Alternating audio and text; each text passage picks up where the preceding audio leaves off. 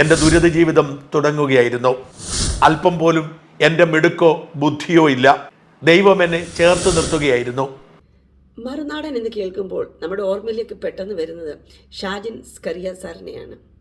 മറുനാടിൽ നമ്മൾ പ്രതീക്ഷിക്കുന്നതും ലോകത്തെമ്പാടും കിടക്കുന്ന വിവരങ്ങൾ നമ്മുടെ ചെവിയിൽ അല്ലെങ്കിൽ നമ്മുടെ അടുക്കൽ കൊണ്ടെത്തിക്കുക എന്നുള്ളതാണ് നമ്മൾ പ്രതീക്ഷിക്കുന്നത്. എന്നാൽ അതിനേക്കാളൊക്കെ വിപരീതമായിട്ട് ഇന്നലെ ഞാൻ പെട്ടെന്ന് നോക്കുമ്പോൾ ഞാൻ അതിൻ്റെ ഹെഡിങ് വായിച്ചത് സിംഹത്തെയും അണലിയും ചവിട്ടി നടന്നിട്ട് 1 വർഷം. അതിൻ്റെ തമ്പ് നീലിൽ കൊടുത്തിരിക്കുന്നത് ദുഷ്ടന്മാർക്ക് വരുന്ന പ്രതിഫലം നീ കാണും. ഇത് കണ്ടപ്പോൾ ഞാൻ ഒരിക്കലും അത് മറുനാടിൽ നിന്ന് പ്രതീക്ഷിക്കുന്നില്ല. അപ്പം ഞാൻ ചിന്തിച്ച് ഇദ്ദേഹം വചനം പ്രസംഗിച്ചു തുടങ്ങിയോ. അങ്ങനെയാണ് ഞാനത് നോക്കാനിടയായി തീർന്നത്. കാരണം ദൈവവചനത്തെ ഉയർത്തുന്ന ആരെ കണ്ടാലും, യേശുവിനെ ഉയർത്തുന്ന ആരെ കണ്ടാലും എനിക്ക് അവരോട് ഭയങ്കര ഒരു കൊതിയാണ്. ഒരിക്കലും ഞാൻ ഡ്യൂട്ടിക്ക് ചെന്നപ്പം എനിക്കൊരു 7-8 പേഷ്യൻ്റ് എനിക്ക് തന്നു. ഞാൻ പേഷ്യൻ്റൊക്കെ ഓവർ എടുത്തു കഴിഞ്ഞിട്ട് ഞാൻ പേഷ്യൻസ് എല്ലാം ഒന്ന് കാണാൻ പോയപ്പം ഒരാൾ മാത്രം കർട്ടൻ ഇട്ട് കിടന്നുറങ്ങുന്നു. ഒരു ചെറുപ്പക്കാരൻ പയ്യനാണ്. അദ്ദേഹം ഉറങ്ങുകയാണ്. അതുകൊണ്ട് ഞാൻ ഡിസ്റ്റർബ് ചെയ്തില്ല. നോക്കിയപ്പോൾ ഫുഡൊക്കെ ബ്രേക്ക്ഫാസ്റ്റ് വന്നിട്ടുണ്ടോ, ഒന്നും കഴിച്ചിട്ടില്ല, അതിൽ അവിടെ ഇരിക്കുന്നു. അപ്പം ബെഡ് സൈഡ് ഒന്ന് നോക്കിയപ്പം അവിടെ ഒരു ചെറിയ ബൈബിൾ ആ ലോക്കറിൽ വെച്ചേക്കുന്നു. അപ്പം എനിക്കൊരു പ്രത്യേക ഒരു കൊതി തോന്നി ഈ ചെറുപ്പക്കാരനോട്. ദൈവമേ, ഹോസ്പിറ്റലിൽ വന്നിട്ടും ദൈവവചനം കൊണ്ട് ചുമന്നുകൊണ്ട് വരണം എന്നുണ്ടെങ്കിൽ ആ വചനത്തിന് കൊടുക്കുന്ന പ്രാധാന്യം 1. 2, വചനം വായിക്കുന്ന രീതി അദ്ദേഹത്തിനുണ്ട്, ആ ഒരു പ്രാക്ടീസ് ഉണ്ട്. അതുകൊണ്ടാണല്ലോ വചനം കൊണ്ട് വന്നിരിക്കുന്നത്. ഈ കാലത്ത് പ്രത്യേകിച്ച് ആരാണ് വചനം ചുമക്കാൻ ആഗ്രഹിക്കുന്നത്? എല്ലാവരും ബൈബിൾ മൊബൈലിലാക്കി വെച്ചിരിക്കുകയാണ്. ഇടയ്ക്ക് മൊബൈൽ വായിക്കും, വചനം അതിനകത്തൊന്ന് വായിക്കും, അത് കഴിയുമ്പോൾ കോൾ വന്നാൽ അതിനകത്തോട്ട് പോയി പിന്നെ അതിൻ്റെ ഡൈവേർട്ട് ചെയ്ത് അങ്ങനെ അങ്ങ് പോകുമെന്ന്. എന്നാലും വചനം തുറന്നു വെച്ച് വായിക്കുക, പോകുന്നിടത്തൊക്കെ വചനം ചുമന്നുകൊണ്ട് പോവുക, അതിന് കൊടുക്കുന്ന പ്രാധാന്യം ഭയങ്കര വിലപ്പെട്ടതാണ്. അപ്പോൾ ഈ ഒരു ചെറുപ്പക്കാരൻ എനിക്ക് ഭയങ്കര ഒരു അറ്റാച്ച്മെൻറ്റ് തോന്നി. അദ്ദേഹം ഉറങ്ങിക്കോട്ടെ എന്ന് വിചാരിച്ചു. അത് കഴിഞ്ഞ് ഞാൻ മരുന്ന് കൊടുക്കാനായിട്ട് ഏകദേശം 10 മണിക്ക് ഞാൻ ചെന്നപ്പം അദ്ദേഹം ഉണർന്നിട്ടുണ്ട്. ഞാൻ ചോദിച്ചു, ഫുഡ് കഴിച്ചെന്ന് പറഞ്ഞു. ക്രിസ്ത്യാനിയാണല്ലേ? അതെ. ഞാൻ ചോദിച്ചപ്പോൾ എവിടെയാണ് പോകുന്നത്? ഞാൻ ഇന്ന സ്ഥലത്താണ് പോകുന്നത്. ഞാൻ ഏത് ചർച്ചില്ല? ഞാൻ ഇന്ന ചർച്ചില്ല. ചോദിച്ചും പറഞ്ഞ് വന്നപ്പോൾ അവസാനം എന്തുവാ, എൻ്റെ ചർച്ചിലെ മെമ്പർ തന്നെയാണ് ഇദ്ദേഹം. പക്ഷേ ഞാൻ ഒരിക്കലും കണ്ടിട്ടില്ല. ഒത്തിരി പേര് വരികയും പോവുകയും ചെയ്യുന്നു. ആ കൂട്ടത്തിൽ എല്ലാവരും കാണുക, മനസ്സിലാക്കുക എന്നുള്ളത് പോസിബിൾ അല്ല. അപ്പോൾ എനിക്ക് ഒത്തിരി എനിക്ക് ഇഷ്ടം തോന്നി. അപ്പോൾ അത് കഴിഞ്ഞപ്പോൾ പിന്നെ അങ്ങ് കെയറായിരുന്നു. കാരണം നമ്മുടെ സ്വന്തം വിശ്വാസിയല്ലേ. അങ്ങനെ ഞാനൊരു പ്രാധാന്യം പിന്നെയും എനിക്ക് കൂടി വന്നു. പക്ഷേങ്കിൽ ആ ഒരു ഇൻസിഡൻറ്റ് എൻ്റെ ഓർമ്മയിൽ എപ്പോഴും ഉണ്ട്. കാരണം ദൈവവചനത്തെ ബഹുമാനിക്കുക, അതിന് പ്രാധാന്യം കൊടുക്കുക എന്നുള്ളത് ഈ നാളുകളിൽ ചെറുപ്പക്കാരിൽ നിന്ന് മങ്ങിക്കൊണ്ടിരിക്കുമ്പോൾ അതിനൊരു പ്രാധാന്യം കൊടുത്ത് അതിനെ ഉയർത്തുക എന്ന് പറയുന്നത് എനിക്ക് ഭയങ്കര കൊതിയുള്ള വിഷയമാണത്. അപ്പോൾ ഞാൻ ഇദ്ദേഹത്തെയും ഈ മറുനാടനെ കൂടുതൽ താല്പര്യത്തോടെ ഞാൻ ഇന്നലെ ഒന്ന് ശ്രദ്ധിച്ചപ്പോൾ അദ്ദേഹം പറയുന്ന അദ്ദേഹത്തിൻ്റെ സാക്ഷ്യമാണ്. താൻ അനുഭവിച്ച കഷ്ടങ്ങൾ 1 വർഷത്തിന് മുമ്പേ നമ്മളെല്ലാവരും കണ്ടതാണ്. 1 വർഷത്തിന് മുൻപേ അദ്ദേഹം കടന്നുപോയ ചില തിക്ത അനുഭവങ്ങൾ, അല്ലെങ്കിൽ ആ മറുനാടൻ ചാനൽ അനുഭവിച്ച വേദനകൾ, അതൊക്കെ 1 വർഷത്തിന് മുൻപ് താൻ അനുഭവിച്ചതും താൻ ആശ്രയിച്ച ദൈവം അല്ലെങ്കിൽ താൻ ഏറ്റുപറഞ്ഞ ദൈവവചനം അദ്ദേഹത്തെ എങ്ങനെ സഹായിച്ചു എന്നൊക്കെയുള്ളത് ഓർമ്മയിൽ വെച്ച്, സത്യം പറഞ്ഞാൽ അദ്ദേഹം ഓർക്കാൻ ആഗ്രഹിച്ചില്ല, ആ വിഷയത്തെ തള്ളിക്കളയാൻ ആഗ്രഹിച്ചു. പക്ഷേ ഫേസ്ബുക്ക് വീണ്ടും ഓർമ്മിപ്പിച്ചു, അതിന് പ്രാധാന്യം കൊടുത്തു, അതിനെ ഓർമ്മയിലേക്ക് കൊണ്ടുവന്ന് ദൈവത്തിന് നന്ദി പറയുന്ന ഒരു വീഡിയോ ആണ് അദ്ദേഹം ഇട്ടിരിക്കുന്നത്. ഇന്ന് ആ 91-ാം സങ്കീർത്തനം അന്വർത്ഥമായിരിക്കുന്നു.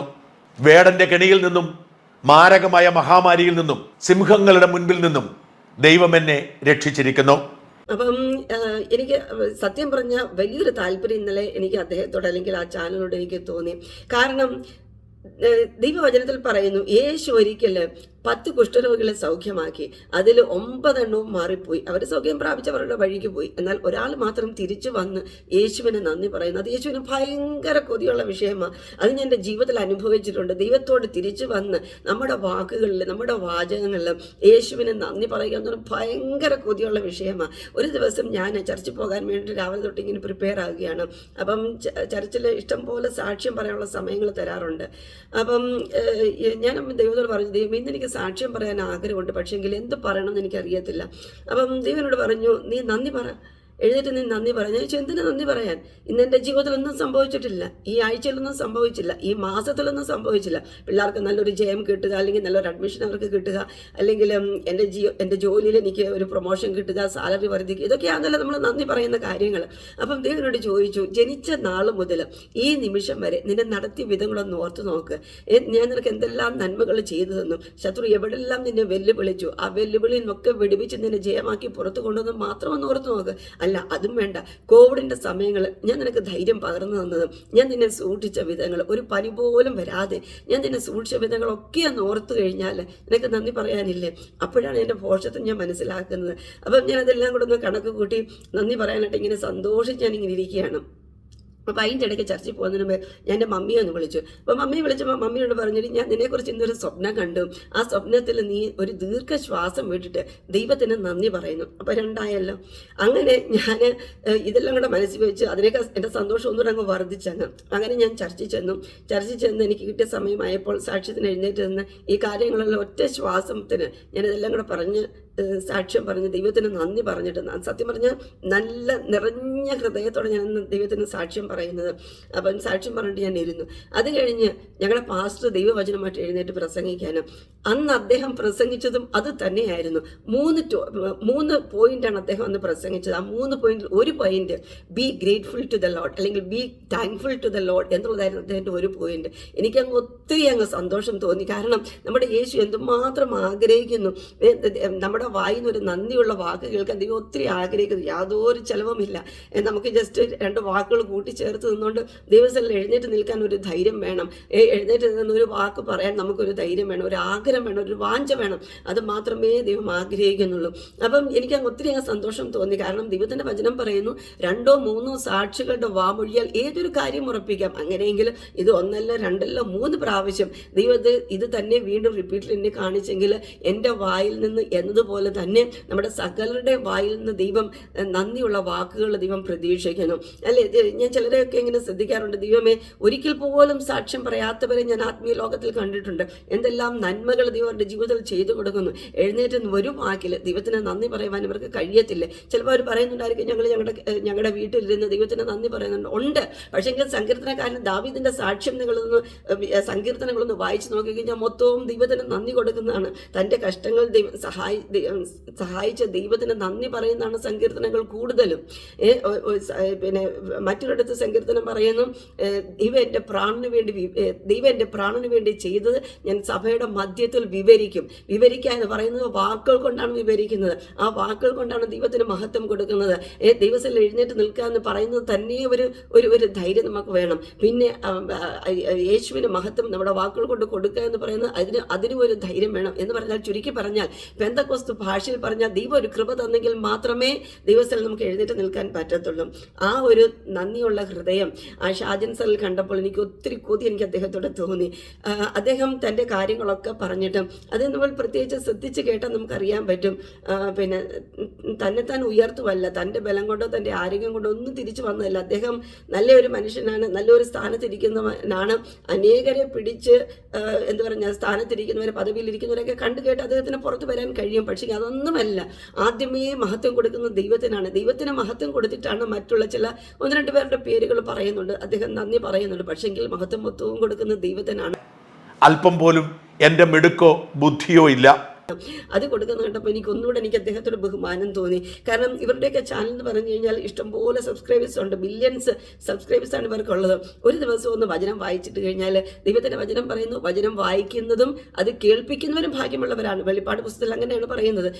അതിനെ ചെയ്യുവാണെങ്കിൽ അതിനേക്കാളും ഭാഗ്യമാണ് എന്നാണ് ദൈവത്തിൻ്റെ വചനം പറയുന്നത്. എന്താണ് ഈ ഭാഗ്യം എന്ന് പറയുന്നത്? ദൈവത്തിൻ്റെ വചനം വായിച്ചാൽ എന്താണ് ഭാഗ്യം? ദൈവത്തിൻ്റെ വചനം എന്ന് പറയുന്നത് ദൈവത്തിൻ്റെ ശബ്ദമാണ്. ദൈവത്തിൻ്റെ വചനം ഇങ്ങനെ പറയുന്നു, സിംഹം ഗർജിച്ചിരിക്കുന്നു, ആർ ഭയപ്പെടാതിരിക്കും. അങ്ങനെയെങ്കിൽ നാം ദൈവവചനം ഉച്ചത്തിൽ വായിക്കുമ്പോൾ ആ ശബ്ദം ഗർജനം പോലെ ശത്രുവിൻ്റെ കാതുകളിൽ ചെന്ന് പതിയുകയാണ് ചെയ്യുന്നത്. അവനും ഭയമുണ്ടാകും നിശ്ചയം എന്നുള്ളത് സത്യമായ കാര്യമാണ്. പിന്നെ മറ്റേ അനുഗ്രഹം എന്താണ്? ദൈവത്തിൻ്റെ വചനം പറയുന്നു, പിന്നെ ദൈവത്തിൻ്റെ സകല വചനവും അത് ദൈവശ്വാസീയമാണ് എന്ന് പറഞ്ഞാൽ ദൈവത്തിൻ്റെ ശ്വാസം നിറഞ്ഞതാണ് ദൈവത്തിൻ്റെ ഓരോ വചനത്തിൻ്റെ വാക്കുകളും അതിൻ്റെ അക്ഷരങ്ങളും. അങ്ങനെയെങ്കിൽ ഇതിനെ നമ്മൾ എത്രത്തോളം ഏറ്റുപറയുന്നു അത്രത്തോളം ശ്വാസം നമ്മൾ നിറയാണ്. ആത്മ മനുഷ്യനിൽ ദൈവത്തിൻ്റെ ശ്വാസം നിറയുന്നു. ശ്വാസം നിറയുന്നത് എന്താണ്? ശ്വാസം എന്ന് പറയുന്നത് ദൈവത്തിൻ്റെ ജീവനാണ്. അങ്ങനെയെങ്കിൽ നമ്മൾ ചുമക്കുന്നത് ദൈവത്തിൻ്റെ ജീവനാണ്. അങ്ങനെയെങ്കിൽ ആ ചാനൽ ഇരുന്നു കൊണ്ട് ആ 91 സങ്കീർത്തനം വായിച്ചപ്പോൾ എത്രയോ പേരത് കേട്ടു. വെറും സിമ്പിളായിട്ടുള്ള വാക്കുകളാണ് സങ്കീർത്തനം എന്ന് പറയുന്നത്. അത് ഏവർക്കും മനസ്സിലാകും, ഏതൊരു കൊച്ചുകുട്ടിക്കും മനസ്സിലാകും. അനേകരുടെ ബൈബിൾ എടുത്ത് വെച്ച് നോക്കിക്കഴിഞ്ഞാൽ സങ്കീർത്തനം തെള്ളി ഉന്തി മേലോട്ട് നിൽക്കുന്നത് കാണാം. കാരണം അവർ ഏറ്റവും കൂടുതൽ വായിക്കുന്നത് സങ്കീർത്തനമാണ്. ഞാൻ അനേകരോട് ചോദിച്ചിട്ടുള്ള കാര്യമാണ്, അവരൊക്കെ വായിക്കുന്നത് സങ്കീർത്തനമാണ്. കാരണം വായിച്ചാൽ മനസ്സിലാകും. വെളിപ്പാടൊക്കെ വായിച്ചു കഴിഞ്ഞാൽ അനേകർക്ക് ഭയമാണ് തോന്നുന്നത്.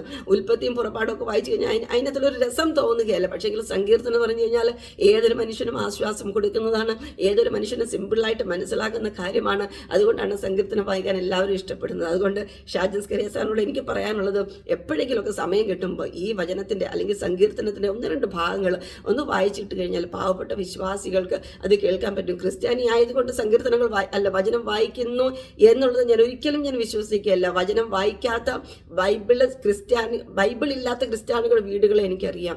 അങ്ങനെയൊക്കെ ഉള്ളപ്പോൾ മടിച്ചിരിക്കുന്ന ഈ മടിച്ചുകൾക്കും മടിയന്മാർക്കും ഒക്കെ ഒന്ന് കേൾപ്പിച്ചു കൊടുക്കണം. ഈ സങ്കീർത്തനങ്ങൾ വായിക്കുന്നത് നല്ലതാണ്. നമ്മുടെ ജീവിതത്തിൽ എന്തെങ്കിലുമൊക്കെ പ്രശ്നം വന്നിട്ട് യേശുവിനെ ഉയർത്താതെ കൊണ്ട് വല്ലപ്പോഴും ഒക്കെ ഒന്ന് ഇടയ്ക്കൊരു സങ്കീർത്തനം വായിച്ചു കഴിഞ്ഞാൽ അത് ഒത്തിരി നല്ലതാണ്. അനേകർ കേൾക്കും. നമ്മുടെ കേരളം ദൈവത്തിൻ്റെ ശ്വാസം കൊണ്ട് നിറയും. ഗോഡ്സ് ഓൺ കൺട്രി എന്നുള്ള പദവിയിലേക്ക് തിരിച്ചു വരുവാൻ ദൈവം നമ്മളെ സഹായിക്കുമെന്ന് ഞാൻ പൂർണ്ണമായിട്ടും വിശ്വസിക്കുന്നു.